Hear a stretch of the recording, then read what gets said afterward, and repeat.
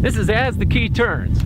I'm David Lehman. For 23 years, I worked at the only Supermax prison, USP Marion.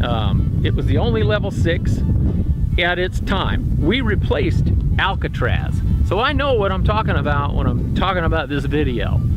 After the escape was confirmed, a search of the prison was started by all the guards. Quickly, Fountain and his accomplice were located in the pipe chase of the unit. This is an area behind the cells where all the freshwater lines and the sewer pipes are located. In the control unit, the cells are arranged back to back on 2 floors. The area in between is about 4 feet wide and runs the length of the cell block. Back then, in those days, we used to keep our riot control gear in the pipe chase. And it was close to the cells, and if we needed the equipment, it was really handy. If you wanted, you could climb the pipes from the first floor to the second, and there was a graded catwalk on the second floor while the first floor was just a solid concrete floor.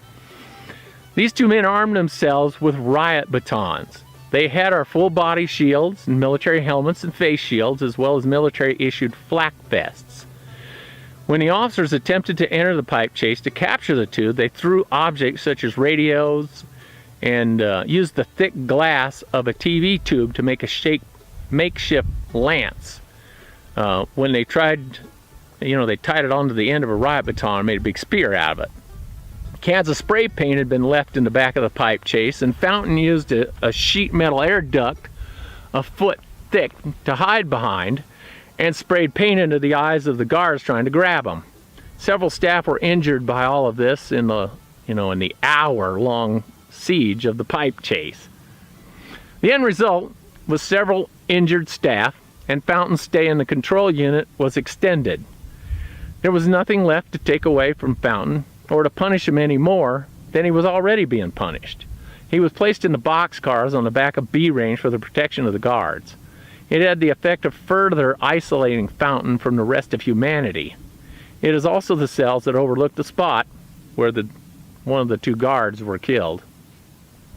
On November 22, 1981, Fountain and Thomas Silverstein were on inside recreation. At this point in time, I believe they were both members of the Aryan Brotherhood, or ABs as we call them. The ABs were getting some static from a black convict by the name of Robert Marvin Chappelle. While Chappelle slept in his cell with his head closest to the bars on his bunk, both Fountain and Silverstein reached to the bars, grabbed Chappelle, and strangled him to death with a homemade garrote. Fountain was putting some of his Marine combat training to use. It was the first time Silverstein and Fountain would kill together, but it wouldn't be the last. On August the 5th, 1982, both Silverstein and Fountain were found guilty of murder and given another consecutive life sentence to serve after they were done serving their other life sentences. This conviction didn't add a single day to what each man would do in prison. It was a waste of money to even try them. How many lifetimes can a convict do anyway? The murder of Chappelle, a DC Black, had consequences. The nominal leader of the DC Blacks was Cadillac Smith. I have an entire video about him, and if you join Patreon, you can view it. Cadillac's legal name was Raymond L. Smith. He had made it known that he felt the murder of a fellow black without justification had to be avenged. Cadillac Smith, I have it on a good authority, was a bull of a man, powerful, and a convicted killer. He had murdered a man in broad daylight in front of witnesses without a care for the fallout for his actions. Just didn't care. His threats weren't to be taken lightly.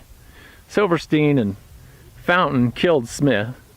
This murder started a 20-year race war in the BOP that killed dozens of convicts and guards. This killing took place on September 27th, 1982. Less than 6 years later, when I joined the BOP, this race war was still going full tilt. The staff at Marion talked about it like it happened yesterday. The same was true about the other killings in the control unit that happened later. I'll go into details of this murder in another upcoming video. On October 22nd, 1983, Silverstein killed a correctional officer. He was handed a knife and key, slipped his cuffs, and stabbed the officer to death and injured some of the other staff. I was told by an older correctional officers that the warden of Marion at the time, a guy by the name of Harold Miller, was very co-convict warden. There, got it out.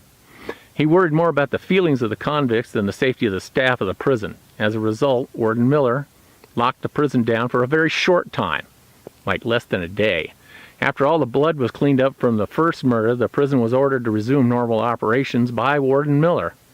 As a result, Fountain was allowed to go to recreation in the outside rec cages. Not to be outdone by his friend Silverstein, Fountain decided to kill a correctional officer. Fountain was being escorted to the recreation cages, or from the recreation cages, I should say, and back to his cell. Fountain slipped his cuffs. He was handed a knife by another convict through the bars of his cell. Fountain stabbed Robert L. Hoffman to death. Contrary to reports in the news, Officer Hoffman was not the only person stabbed in that incident. 2 other officers were also severely injured. One of them nearly died of his injuries. The 2 officers put up a valiant struggle in an attempt to protect each other. I wanted to make that clear because that's part of the rumor that goes around that they abandoned the man. They did not. They almost died in the attempt to save him. Fountain was a guy who worked out most waking hours of the day. He was practiced unarmed attack techniques. He was a paratrooper who had received unarmed combat training from the U.S. Army's Green Beret. His attack without justification or warning. It was a total surprise to the 3 men who fought without any weapons at all against an armed and trained psychopath bent on the pleasure of killing them. The surprise was that more of them didn't die. Warden Miller, who ordered the prison off lockdown just hours after a guard was killed, is responsible for the AB's murder of that officer, in my opinion. The loudmouth, uninformed idiots on the internet who love to troll by claiming that the officers all ran like children and left their colleague to die alone have no idea of the facts. They are just keyboard warriors and ignorant trolls with nothing to add to the discussion. It is these trolls that cause me to disable comments on a lot of my videos. You have these ignorant fools to blame if you wish to comment. I interviewed the officers who were there that day. These are the true facts of that terrible day.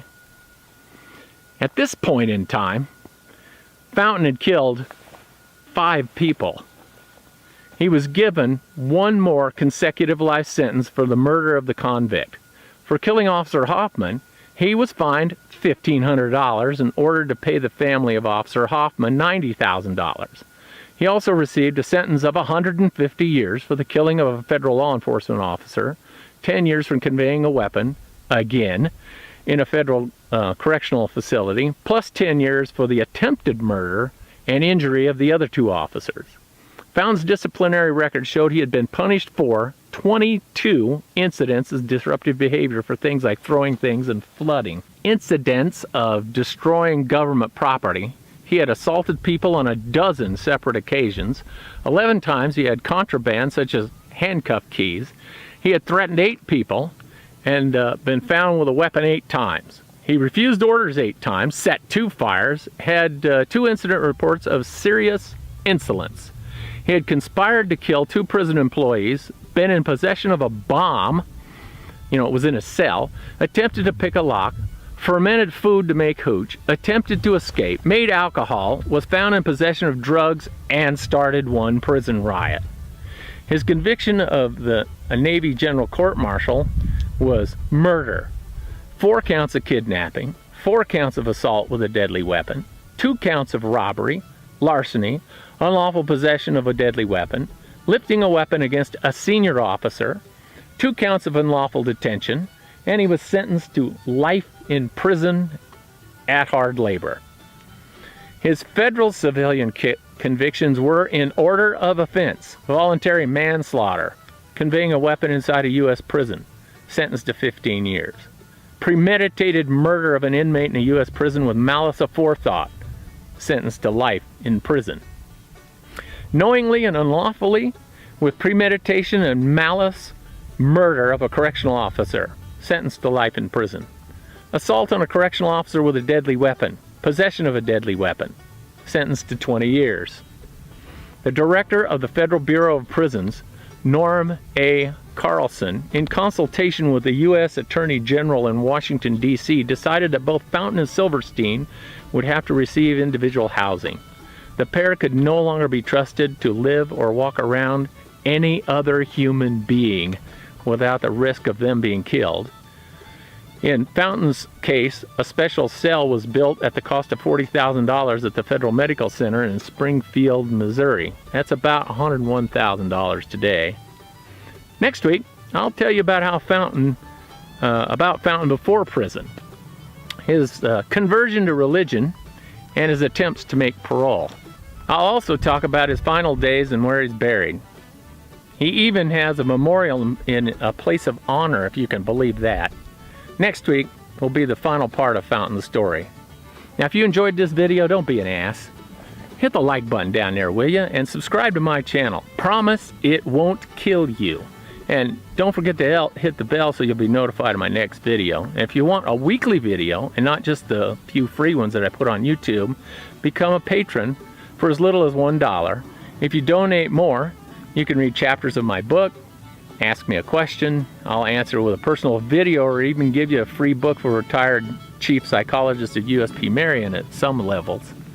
And thanks for watching.